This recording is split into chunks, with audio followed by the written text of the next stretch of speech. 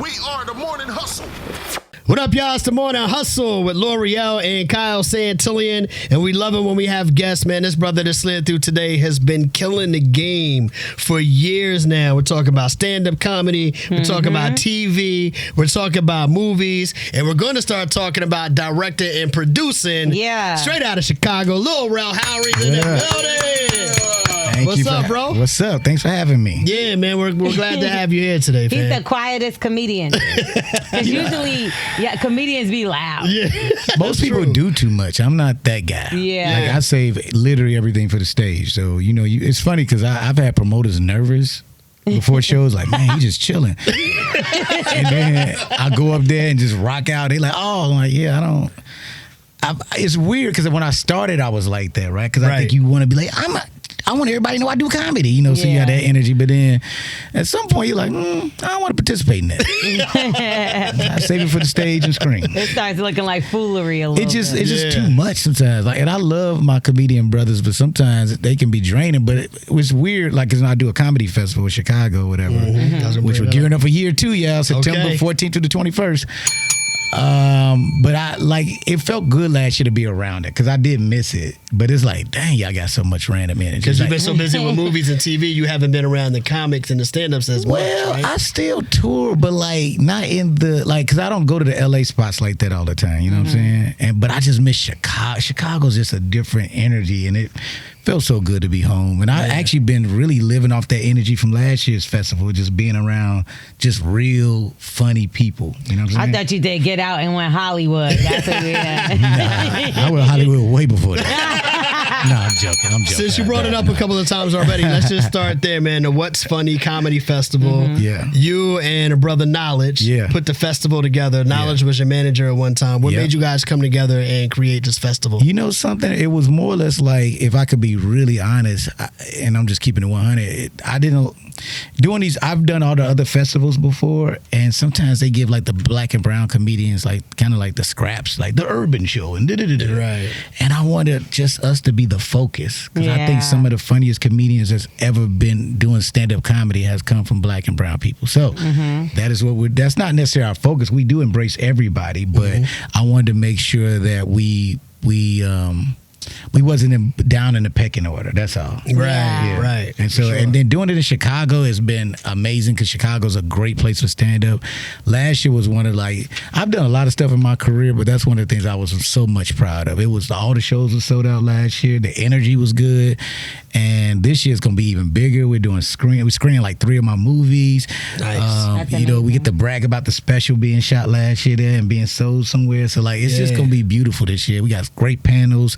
D. Ray Davis is coming through. Cheryl Underwood's coming through. We got comedians from all over the country again. You got me being there. It's just gonna be a lot of fun. Chicago's starting to really elevate into this beautiful Black Hollywood space, and with the XL Fest, which is going on. Shout out to them, the Tate brothers and Troy Pryor, and us bringing a What's Funny festival, and hopefully at some point, we can figure out how to work together because that's what we need to do. We don't need to be competing. It should be a way for all of us to figure this out together. Yeah, because you start to see that going head to head. People get called out by other comedians. Do you feel like that does mess up the culture? No, not really. That's just weird at this point. And I think it's not even just comedians too. It's just black people in general. We just literally have to learn to come together. And it's okay to work together. I look at what Devon Franklin and Tyler Perry is doing with Ruth and Boaz. Right. Watching that combination work. Just even with Tyler, I've grown in a way where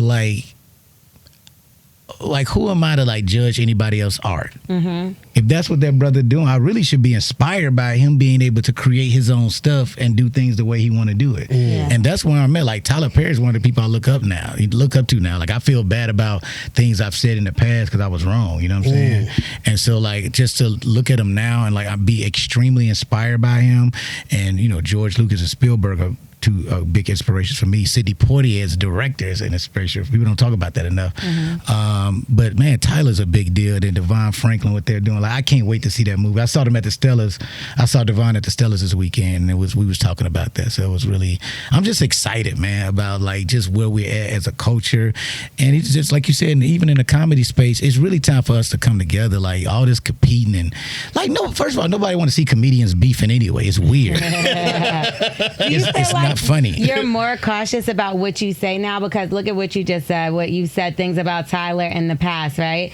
And now it's kind of like you regret those things. So do you think about some of that when it even comes to like your stand-up? Not at all. No, I think even me saying what I said about Tyler, it's not even more about being cautious. What I say is more or less like owning that I was wrong. That's all that's about. Like I was wrong for what I said. That wasn't cool, you know. So, but anybody else I said stuff about, I meant it. It ain't changing. So no. I'm just saying.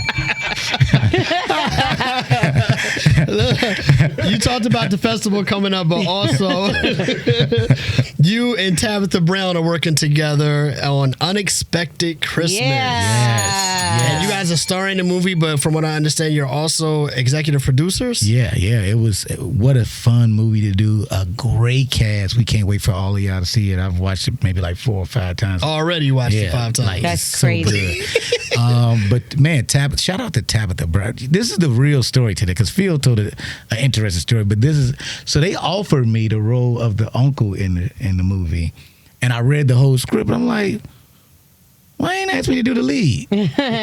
So I called Tabitha, like, because I saw she was a producer when my team sent me the script. I said, Tab, did they cast somebody for this? Like this more lead straight role, you know what I mean? Like it's more or less a straight guy. He's not the silliest dude. The uncle was like he's the funniest person. Shout out to Howie Bell who killed it. Because that's what it did too. By me asking about the other role, it opened up the door for somebody else. You know what I'm saying? To be the funny guy, Yeah, and it's one of my homies. I was so excited to get him in this movie. And so me and Tab talked. She went back to Trail and Phil and Perry, I think. And man, they showed love. They're like, yo, you want to do it, Rel? You know we ain't really got no money. But I love the script so much, and like I love ensemble cast and it just felt. It's such a fun story. I can't wait for y'all to see it. And so I wanted to be, and I've never played a character like this before because he kind of I played bad guys. I mean, Poker Face, I was a bad guy, but like it's a different. Well, I don't think he a bad. Like watch the. I said y'all watch the because wifey think my character was wrong, but I think most men gonna like kind of understand his viewpoint, which is why I love too because it's a discussion piece. Emotions and so it's gonna be fun. Y'all gonna see. I love that. Well, you talked about an ensemble cast. There was one thing that we know you did in Moonlight. I went in Moonlight. Well, hold on. Let me finish. Moonlight from Jay-Z's album, the video. Yeah. You actually was the in movie. that. You just said Moonlight. That's the name of the song. Well, it's based off the movie. Yeah, right. So, but here's the thing. You did Friends. Y'all had like a little rendition of Friends. It was you, Issa Rae, Lakeith Stanfield, Tessa. Could we ever see that come to fruition? Can I tell you something that I hate we didn't do this or use this, right? So when we first did the rehearsal for that, because that was a real episode of Friends we reenacted. Yeah. I think Jay was like, yo, just do whatever y'all want. So we did a black version of that episode that was hysterical. That was it was funnier than the Friends episode, in my opinion. I can imagine. Like we all just did. It was so fun. Like I'll never forget that day. We all were laughing so hard because everybody was just bringing their own thing too. It was. I don't know why we didn't record that. Like y'all didn't record any of that. It was just a rehearsal. Y'all so y'all didn't record rehearsals. Wow. Man, I wouldn't be surprised if it is taped somewhere. I mean, you know, the rich people just keep stuff. Because that was like 8 years ago. I feel like it's time for it to come out. Well, now. You know what's cool about that? I was just watching it the other day, and I'm like, dang, this was like a little sneak peek to where all of us was going. That's what I thought. It was kind of crazy, right? Yeah. Tessa, Tiff, Issa, Jerrod, me, Hannibal was in it. Who else was in it? Lakeith. You know what I'm saying? That was crazy. Yeah. You know what's messed up though? Because when we shot that, this is a true story. We shot that, I was still a little chunky. So Joey, who played Joey for real, they asked him about it, what he thought about it, and he was so angry about it. Like, I'm not chunky like that. Oh my God. He was mad about your weight? Man. Well, And now look at you. Look at you now. Sucker, if you do it again, I'm in better shape than you, Joey.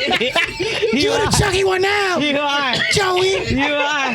He is the chubby one now. Should be honored that I did that damn character. Oh, man, Carmichael that's show. funny. You was also a part of the Carmichael show. Yeah. Which was an amazing show. Amazing. man. But I do want to know what you think about the whole episode with him coming and shooting his shot at Tyler, the Creator, on his reality Right. version. I mean, look, they've been friends a long time. I think Tyler was just surprised. Yeah. Which is interesting because gay men are fascinating, right? And these are my friends, but they are fascinating because it's like when they're friends, they don't necessarily dip Yeah. in the friendships, which was crazy. Because I was like, Jerrod, like, why you do Tyler like that, man? But you think Tyler, the Creator, is a gay man? Yeah. You do? He said it. You ain't never heard his songs? I've heard his song. Tyler like everybody. I've heard his song. But the way that I feel like the interaction... You ain't know Tyler hated men too? The way that their interaction was he not appalled, but kind of like he brushed him off so hard that it was like, oh, I'm not even No, because he's not his type. Most I'm about to say too real. I'm about to be too real, but them dudes got their type. Both of them do. That's why I'm surprised Jerrod shot his shot at Tyler. They got a Jerrod type. got like a white type. I feel like he like white Well, boys. he like Spanish. he like what he like. Jerrod is. I'm tell you so. Jerrod is in these streets. Jerrod is in these streets. He's in these streets, man. It's so funny because I thought about a really funny SNL sketch the other day, and like literally, if I ever host SNL, I want to do a sketch about a dad who's really matter of fact, I'm not going to even say it. Don't say it. Don't No, say it. don't I don't want do nobody to that. steal it. But Because where are they with it's a you? really funny idea that had me dying laughing yesterday in my head. But I'm like, you know what I love though? I love that Jerrod though is like in this beautiful space of just owning who he is fully. You know what I mean? And just like it was weird even when he told me, he's coming out and letting everybody know what it was. It was like, I know. Right. Right. He thought you didn't know. You know what's funny? I think people live in this, feel like they're keeping a secret. They don't realize, like, especially people that love you, man. Like we don't care. man. Yeah.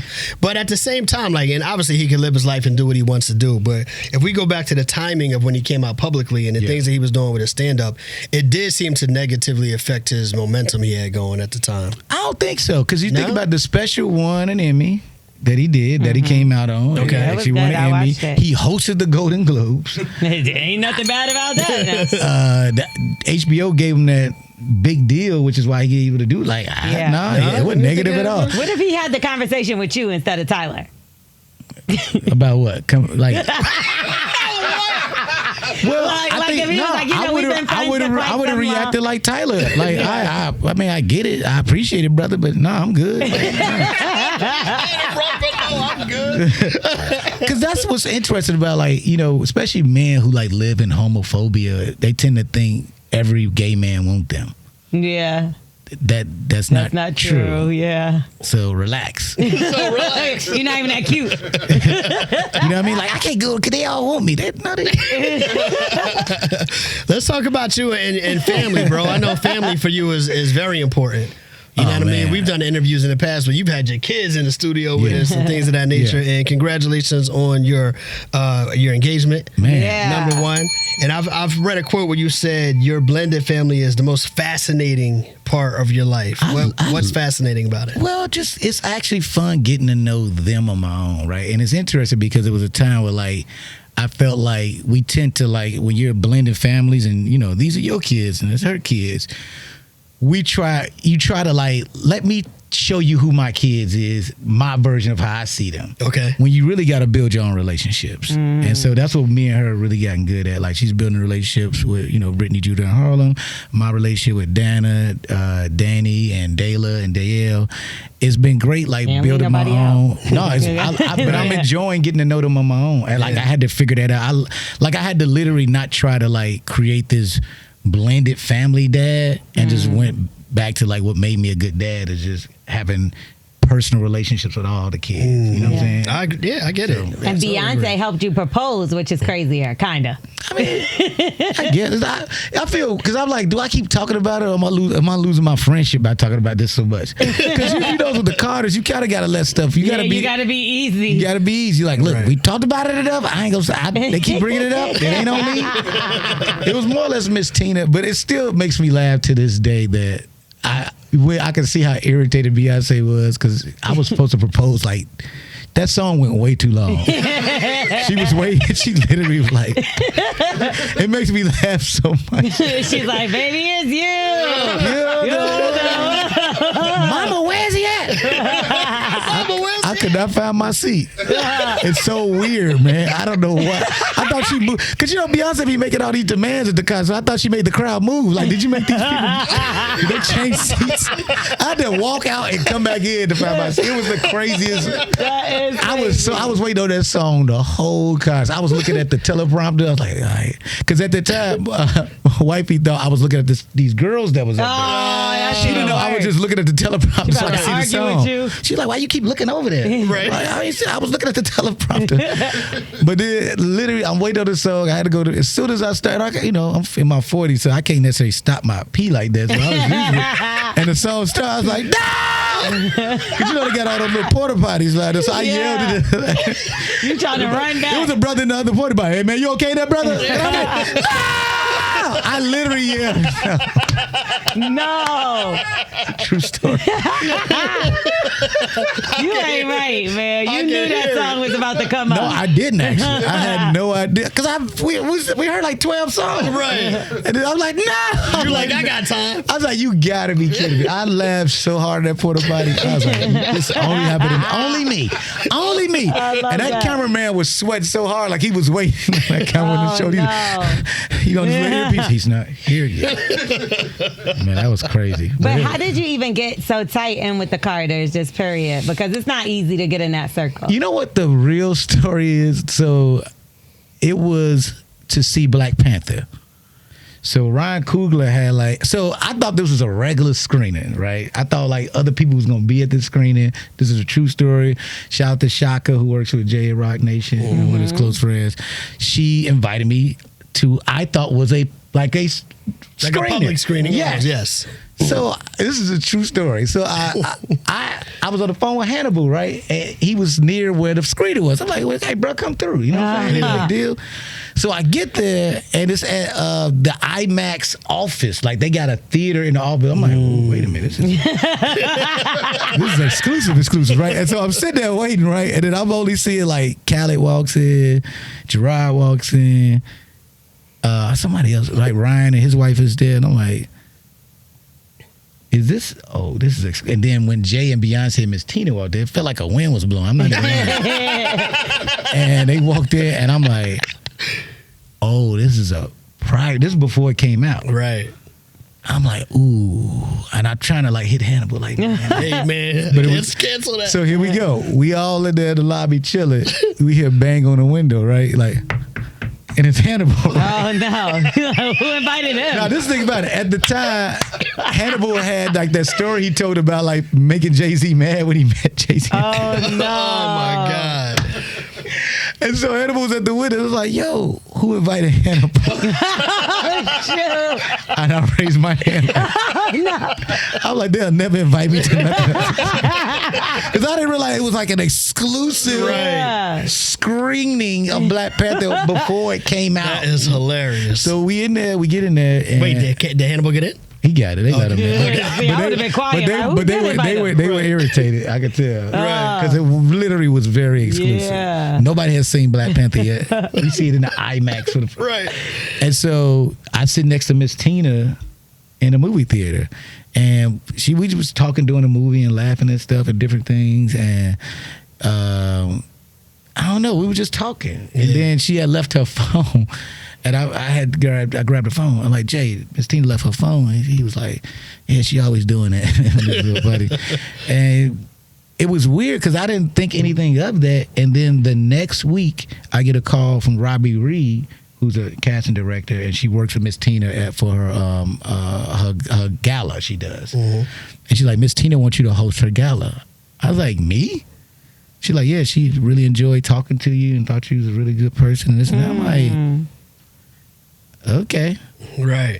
And I mean, like, I've met like Jay and Beyonce They said, a couple believe times. Hannibal home. but from that point, Miss Tina became like, man, she made my outfit. You know, she made my kids' That's outfit. fire. Like she's just, that's how. And then I started being invited to like random stuff, like being at stuff like her birthday party that was in Inglewood, and it was like. You know what's crazy? If you didn't like the outfit, you still had to wear it. Had to wear it. I mean, I think she's talented, so like, I would have had to wear it. But. From the outside looking in, it feels like Miss Tina is the bridge. You know what I mean? Like where Jay and Beyonce are untouchable. Yeah. But it feels like Miss Tina is the bridge. And they have to. I'll never forget. Me and Jay was hanging out at the Rock Nation brunch, and at that time I approached him. I was like, "Hey man, can Rock Nation produced my comedy album?" Because at that time I wanted to do a comedy album. And he's like, yeah. I was like, no, you ain't hear what I said. I said, I want you guys to do my album. He's like, real, Miss Tina loves you. Mama Tina loves you. I have to do whatever she said. But then I took that favor back. Like, you know something? Which is why I ended up getting the favor for the proposal. Because I never did the album. I'm like, wait a minute. I got a favor? Let me hold on to this. And it ended up being the favor I used for the proposal, which is crazy. That's fire. I love that. I think people should give you, if they don't, they probably do already, but I think people should give you your respect for some of the things that you do that are kind of intricate. Like when you did your stand-up show at the high school in L.A. Was it Crenshaw? Yep. Like, and you showcased this black high school in L.A.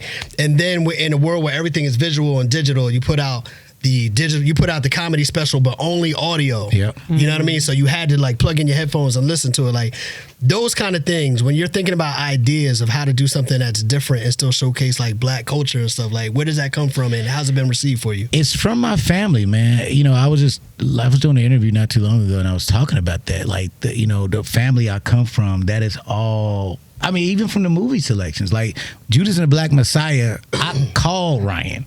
I called the Lucas brothers, like, y'all gotta have me in this movie. Like, I grew up in that neighborhood where he got murdered at. I have to be in this movie. I don't care if it's the smallest thing, I need to be in this movie. And then they figured out something, got me in there. But it's very specific things. Like, it's a CVS where that Black Panther headquarters used to be. That's crazy. Ain't that nuts? But that's what, like, so it's like, I was raised to embrace and love my blackness. And stand for something. You know what I'm saying? And that is from my family. Shout out to my aunties, my uncles, Pastor Hatch, who's still in Chicago.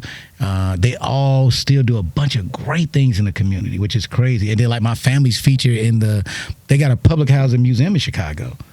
And they redid the apartment my mom and all them grew up in. It was 8 of them. It's crazy. And they let me narrate it. So you go through the family houses, me literally narrating. It was one of the most emotional things I ever recorded, because like retelling their stories and stuff, it was like crazy. I didn't think I was gonna be but you know, it's my beautiful family, and like I really do some very specific things like that. I mean, you think about the festival is one of those things. You know, I'm very specific about that. Even just the movie I just directed, Haunted Heist, you know, I'm blackness, and I love comedy, and I want comedy to be. I feel like I was always waiting on like the bigger people to me that I feel like that's much bigger than me to do things. And God was always like, no, I want you to do it. You do it, real. That's real. And that's what I've been on. I've been on one, man. That's why I like doing unexpected. These are all very intentional things I'm doing. And you know, watching the way everything has been developing in this season, I'm excited for y'all to see everything that's happening at the same time. Fire. I've made some very specific moves, and this is my boss season. I was gonna say, obviously, obviously, you don't have to pick, right? But from game show hosting to stand-up comedy to now directing to acting in movies and films, if you could lean towards one more, what would you say right now would be your favorite thing to do? Directing. Yeah. I just directed a pilot. I got a mentee. He's 15 years old. Malachi White. Shout out to him. This kid's amazing. He does stand up. I challenged him to write. I said, what type of show you see yourself doing? What's your show? And I was just giving him teenagers are lazy, so I ain't think he's gonna do anything. And he went and wrote this pilot. Wasn't Chat GPT. He really wrote it. It was really funny. And his parents, my special that I recorded at the festival last year, they actually invested in it. They actually put the bread up with me to do this independently. And they did that for his pilot. Shout out to Toya and Freeman. We shot it last week, and man, when I tell you it's really funny, I can't wait to get into editing. I actually meet with the editor today, which I'm excited about when I leave here. But man, this kid wrote it. He starred in it. He played more than one character. Dope. It's so good, but that's why I'm at, and I love directing. Like, it is my thing. Ava DuVernay put me on game. Ava, I got to give you the shout. I don't even think I even told nobody this, but when I call Ava to get for advice, which I love her, shout out to Ava DuVernay and Sean Levy for like literally letting me pick their brain before I started my movie. And Ava was like, look, Rel, nobody owning that comedy space for real. Most directors are like directing things to get into other things. So they'll direct a comedy so they can direct other stuff. Right. She said, if you own it, you say you the director, you're the comedy guy. Right. Well, here we go, y'all. Get ready, because that's what I'm about to be. That's why Haunted Heist is so funny and creepy. I can't wait for y'all to see that. Carlos Miller kills it. Word. Tiffany kills it. Batch kills it. Tony Baker kills it. Tara Terry from Chicago. You might not know who she is yet. She's one of my openers. Kills it. Okay. And that's how I'm moving, man. You know what I'm saying? I just been grabbing even with Unexpected Christmas, getting Howie Bell in it. It's comics I've known for years. I just want to give them opportunity. Yeah. You know what I'm saying? Yeah, Shout out to dope. Joe Blunt, Martini Harris from Detroit. Like, it's been really cool how I've been able to like find all these different pieces. Even in the pilot, throwing my homeboy Wildcat in there, and he plays the dad. It's just dope. And then with this festival, I hope they ready this year, because I'm bringing more producers this year, more casting directors. We're about to create so much more opportunities. I love That's it. dope, bro. That's super dope. That's super. Even with now, you being obviously heavy in the comedy side, though, like some of the roles you've played, dramatic roles. Bruh. So how is that transition? Let me tell y'all something. What I just shot almost a month ago is one of the hardest things I ever, but I wanted to challenge myself. I was on my team. Find me an Oscar script, you know what I mean? You want them independent Oscar movies, that's crazy. And we found something called The Bench, and I played this homeless veteran. Oh, wow. And man, I dove in. Like, I'm gonna tell you how deep I got in. I've never talked about this before, because I've seen people tell stories about this. I went deep. And so, like, I went so deep that I almost was as depressed as the character. Damn. And so, when I was done with the movie and I was trying to get out of it, it was crazy, because the last day of shooting, we had to do a flashback scene where my character back in the war at Desert Storm. And I tried to keep my little mustache and beard like it is now, because the whole time I grew everything out, so I look insane. It's kind of crazy the way I look, but I owned it. I got this character like a month before I started really getting into it, and I shaved it off. Like, I got my little Rel back, and it's like, no, you got to cut. You're in the army, so this got to be clean, everything. Clean. And so I was mad. I'm like, what? But I'm like, but that's the, wifey was like, Rel, that's the character. Because I was actually almost able to politic to them. Like, no, but they like, nah. I'm like, no, if I did everything this whole time, I got to keep going. For sure. Keep it authentic. But because I did that, it was crazy. When I saw myself, I was depressed. Because I became him. Yeah. And I felt all his pain. And so when me and wifey was praying, I'd never forget. She was praying. She started to pray off because I didn't know I couldn't get the words. And then I got mad at her. I'm like, man, that's that regular prayer. Ain't no real prayer. You got to be specific. That's that regular prayer. You just saying all the regular words. About the prayer. I was, because I was still kind of in character too. Thanks. And so then I started praying over myself first. But the first thing I started praying was about who I am. Yeah. What I've been through, what I've gotten through. It was crazy. And then literally, like, I'm in tears, and then I started praying for the character.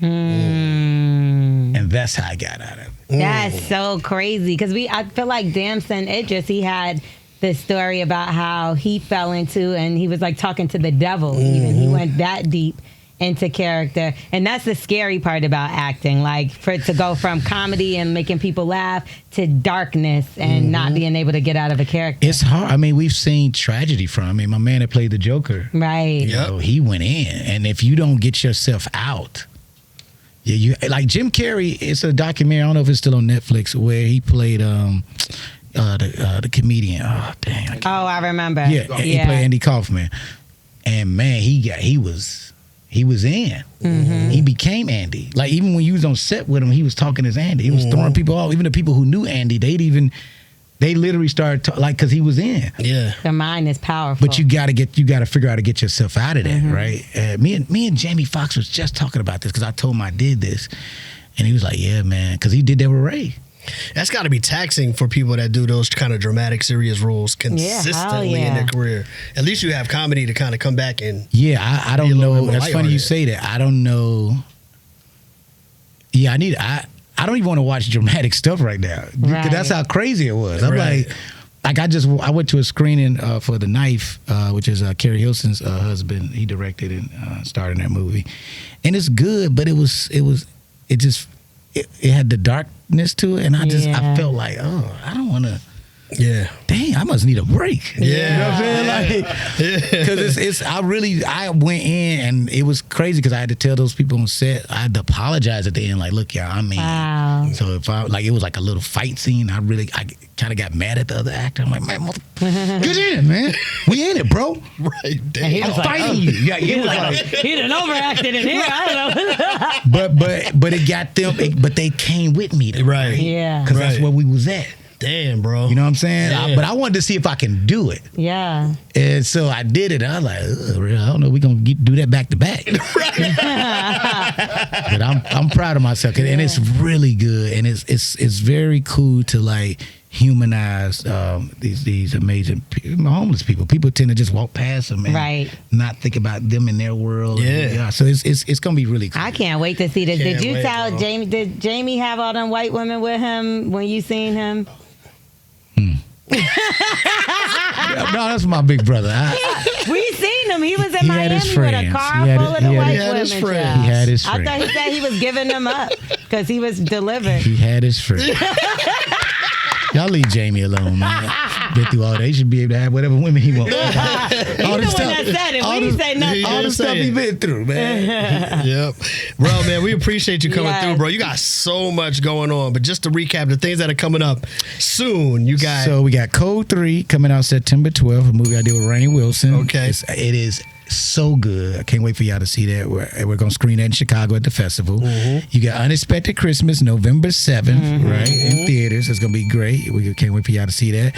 We have Haunted Heist that I directed and starred in. Child. Premiering September 20th at the Fantastic Fest in Austin. We excited Love about that. That's a that. big deal. And it's going to come out in theaters in October. We'll get the exact date soon. And then my special. That's right. I sold it to Tubi. I love it. I partnered with Tubi on this. Tubi is my partner on this. Let me shout out Tubi because I had this vision almost over a year ago. I'm like, man, it'd be nice to have an original special there because they got all the eyes. Like people love to talk about Tubi, but Tubi got the streets. Tubi got the streets. And you know, when you got the streets in comedy, that's how you level up. That's how we had a Cat Wheel. Yeah, that's true. I mean, the bootleg man made a lot of people. I feel like you're the only person he didn't diss in his interview with That's Shannon. not true. Yeah. He didn't diss me there, but then damn, why you bring this dude up? Yeah. But he did Carmelo's Oh, podcast. sure He did. called me. He said I'm the CBA, and he the NBA. And how does that make you feel? It's just funny to me. I mean, I don't feel anything. I actually kind of feel bad for him. Because I think he's so gifted and so talented, but like instead of leaning into into the comedy of it, he just doing all these podcasts. And if I was him, I don't understand why this brother didn't start his own podcast. He just keep getting on everybody else stuff doing their numbers. Yeah. But he's my thing is this Cat, I got love for you. I love you. You're one of the OGs. You're one of the greatest to ever do it. But all of us don't have to do the same thing at the same time. So he won't be at the What's Funny Comedy Festival. No. But guess what? I would love if he did, if he would want to. But I'm the CBA, so. Right, I ain't never see LeBron play for the CBA. But let's think about it. Even saying the CBA while literally he's on a podcast that I just did before him is insane. Oh. Ladies and gentlemen, Lil Rel. Lil Rel, we appreciate you, brother, man. And congratulations on everything, man. Watching your journey, Thank you. Major. watching your journey from relevant, special till now has been crazy, bro. So congratulations on everything, I family. appreciate y'all. Thank y'all so much. All right, Lil Rel, Morning Hustle Show. Y'all know what it is. We are the Morning Hustle.